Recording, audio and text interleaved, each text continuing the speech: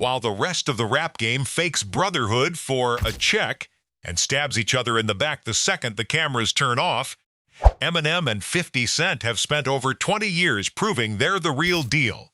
This is the zero-filter friendship Hollywood can't fake. Everything to it, I was like, whoo, that's when I put the ad-libs. You know you're my favorite white boy. Only 50 Cent could say something this savage and make it sound like a love letter. That's the kind of inside joke you only get after years of real friendship. Anybody else says this line and they're getting canceled by Monday. When we're doing stuff from music that fits it reminds you of the, who's this guy? It reminds you of the film. This is the kind of stunt only a real friend can pull. 50 walked up on the biggest rapper alive and totally hijacked his moment.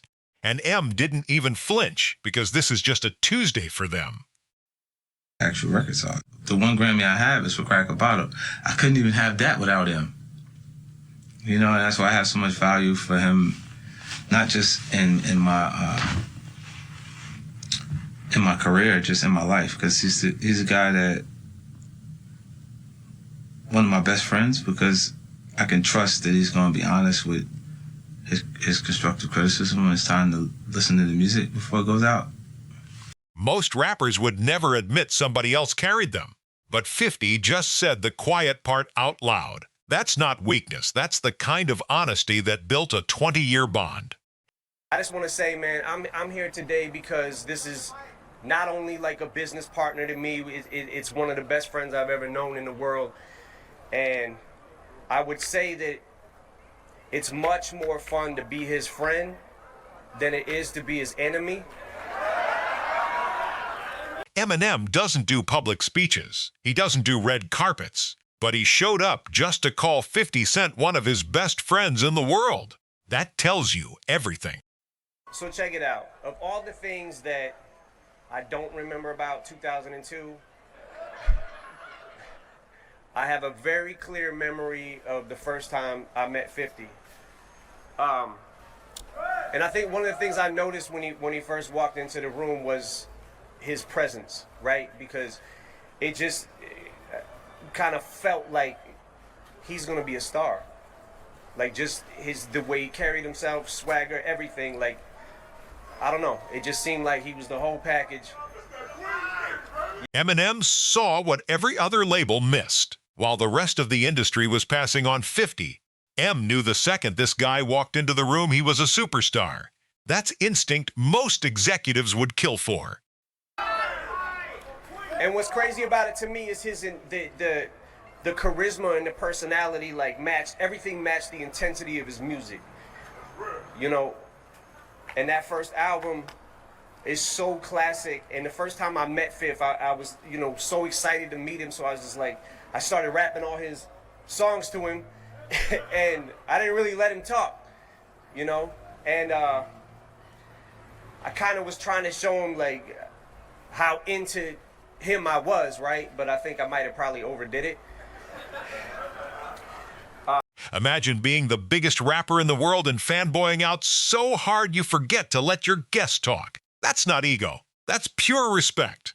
M was basically the world's first 50 Cent stan. You know, and you could put either one. You could get whoever you feel like is the best black artist and stand them face to face in a room with them, and he'll eat that alive. Right now, if you had them prepare themselves in whatever way they would have to prepare themselves to come to battle, and I bet what I have, everything I have, that meatloaf. 50 Cent doesn't sugarcoat anything. He just told every rapper alive that M would destroy them in a battle. And honestly, can anybody actually prove him wrong? M, this is for you. You ready? Yeah. Now, shorty, she in the club. She dancing for dollars. She got a thing for the Gucci, the Fendi, the Prada. I actually need him to make my music. So me and 50 had 3 songs together. Great. 3 songs together, and we have, like, we're all over the album. All over it. But, which means you need it. So is... While the whole world was about to see M fall apart, 50 quietly answered every single question for him. That's not a coworker. That's a brother covering for you when you can't even stand up straight. I never dissolved the relationship between me and them.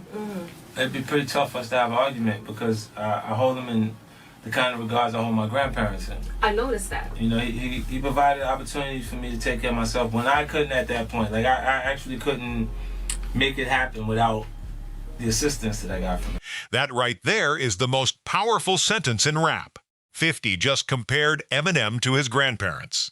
In hip-hop, that's basically saying, I'd take a bullet for you without saying it. But at this time, 50 was like, at this point, I had considered myself driven, right?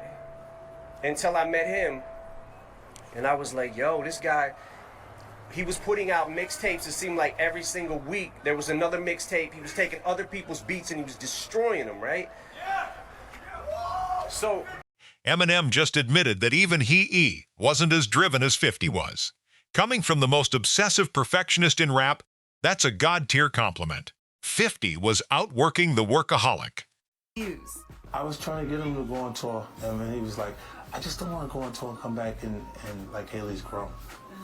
I couldn't believe what he was saying because I was like, you know how much money they can give us right now? And then later, I came and we went to Haley's wedding. She done had a baby. Now Elena's pregnant. I just saw Elena's pregnant. God damn, it went so fast, bro. Like, we really did just go on a tour and come back, and now they grown. Yeah. It's crazy. But he's a grandfather. Eminem walked away from millions just to watch his daughter grow up. And then 50 was right there at the wedding, like real family does. The rest of the industry will never understand this kind of loyalty. Like, I wasn't even going to say nothing. To be honest with you, I didn't even address them directly until, like, Ja had said something about Haley. Shut up, Em. You claim your mother's a crackhead, and Kim is a known What's Haley gonna be when she grows up? I seen them was upset. I said, all right, I can do it now. And I went in the next room. I was in Detroit, and I recorded Automatic Gunfire that weekend. Don't ever mention Eminem's daughter. Ja Rule learned that lesson the brutal way. The second Haley's name got dragged in, Em ended an entire career in 48 hours. Hip-hop is black music, without question. And unfortunately for some people, it's tough to accept that you got a white artist that does it better than black artists. Nobody else in the industry has the guts to say this out loud. 50 just put the truth on the table and didn't even blink. That's what Zero Filter actually looks like. It's tough for me to say some of this. I sound like a hater, but I don't care. This is the 50 Cent we all love. He'll tell you the truth even if it costs him. That's why his words about Eminem actually mean something in a world full of fake compliments. Maybe another week after that, me and 50, we went in the studio. I think we spent about 4 or 5 days in the studio, and we got shit like 5 keepers on this album. 50, in my opinion, is one of the most incredible artists I've worked with in the studio as far as writing and just like basic performance and just vibing. You know what I mean? He came in, every track I put up, he had something for it. He wrote to it, got in the booth, did his thing. Shit came out. Most rappers take a year to make 5 solid songs.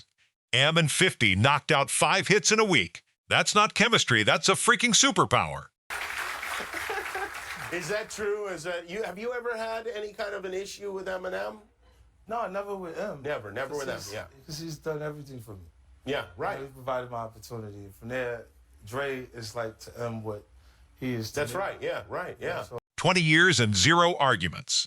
Name one other duo in music that can say that with a straight face. While other rappers beef every other week, these two never once turned on each other. He texted me and was like, yo, when you gonna fly me in private so I can land on that dick?